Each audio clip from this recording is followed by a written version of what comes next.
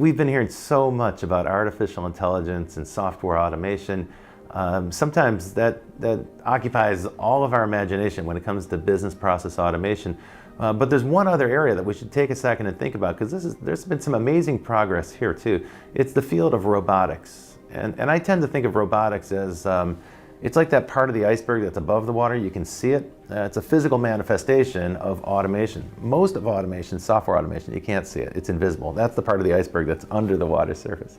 But we can actually see the robots. And of course, if you've been to an auto factory anytime in the last 30 years, you've seen industrial scale robots building the auto bodies.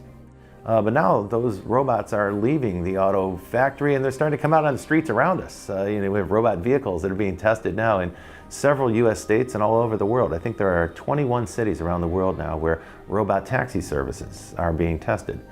So the robots are starting to become a part of our lives, not just industrial robots that are stuck in a factory, but robots that we interact with. Here's a way to think about some of the changes that are coming, I think, in the next 10 years. Today, we already have examples of what they call dark factories. A dark factory is a factory that's fully robotized, it's fully automated. There's no need for human workers inside of that factory. Hence, it can be dark. You don't need lights because the robots are running everything inside the factory. The next thing that's being robotized is transportation. Robot trucks, robot deliveries, robot transportation of goods. Also, railroads around the world are testing robot railroads. We also see robot container ports. Just about every container port in the world is either testing or deploying robots. So you can start to see a world where the manufacturing of products, the transportation of products, the warehousing of them, the shipping of them, each step in the supply chain is being automated and robotized. However, each of those systems is today siloed. They're not connected.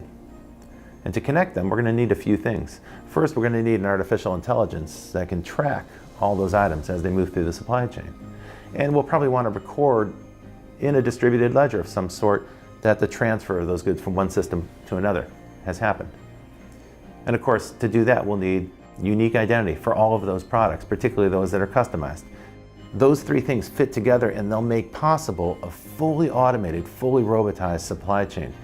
That could present the next area of tremendous efficiency gains. And what we're talking about here is efficiency gains that pertain to a global supply network. That's going to mean billions of dollars in savings.